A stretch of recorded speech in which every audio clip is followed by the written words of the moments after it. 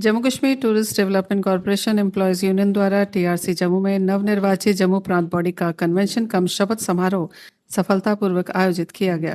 कार्यक्रम में यूनियन के लोकतांत्रिक संचालन और संगठनात्मक एकता को मजबूत करने पर जोर दिया गया। यूनियन प्रेसिडेंट जम्मू डिवीज़न का नॉमिनेटेड हुआ हूँ। मैं ये तीसरी बार यहाँ पे इलेक्ट हुआ हूँ।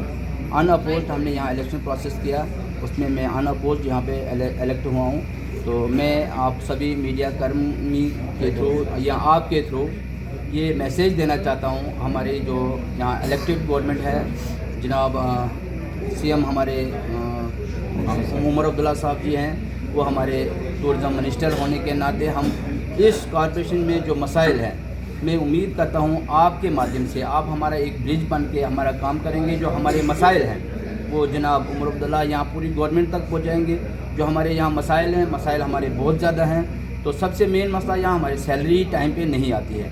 उसके बाद हमारा दूसरा मसला है, हमारा जो सीपी फंड है वो हमारी तनख्वाहों से काटा जाता है, लेकिन वहाँ सीपी फंड ऑफिस में जमा नहीं होता है। तीसरा पर यहाँ पे मेन है हमारा जो डेलीवेजर्स है, 20-20 साल 25-25 साल से यहाँ हमारे बोर्ड ऑफ डायरेक्टर्स ने ऑलरेडी अप्रूव किया होता है, लेकिन उसके बाद भी उसको इम्प्लीमेंट नहीं किया जाता। हमारे 20-20 सालों से हमारे डेलीवेजर्स यहाँ काम करेंगे, उनके बारे में कोई सोचा नहीं जा रहा है।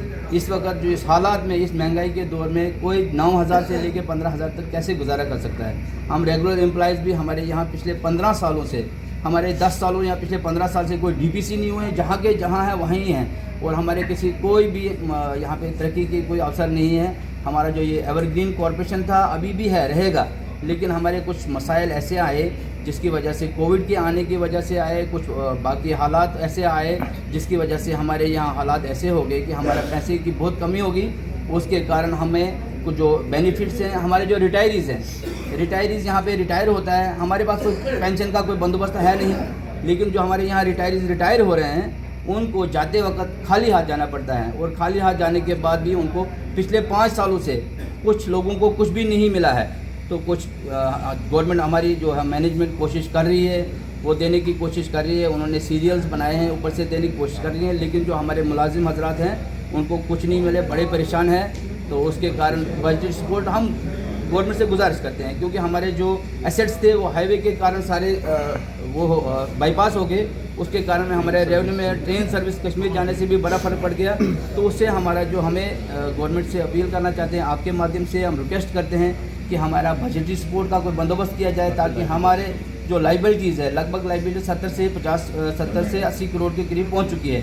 जब तक हमारा लाइबिलिटी क्लियर नहीं होगा हम उतना रेवेन्यू कमा नहीं सकते हैं, हम इस वक्त सैलरी नहीं ले सकते हैं। तो हमारा जो लाइबिलिटी है वो बहुत ज़्यादा है। तो आपके माध्यम से हम गवर्नमेंट से एक बार फिर से अपील करना चाहते हैं, मेरे भी यहाँ पे जो आए हुए मेरे ये रिटायर्ड एम्प्लॉयज़ हैं, आप लोग जो ईजे के सारे जहाँ पे इतने बड़े बड़े लीडरान आए हैं, मैं आपका भी शुक्रिया करता हूँ। आप सभी लोगों का बहुत बहुत शुक्रिया। जो मीडिया कर्मी आप लोग आए हैं, आपने हमको कवरेज दिया, आपका बहुत बहुत शुक्रिया। Thank you.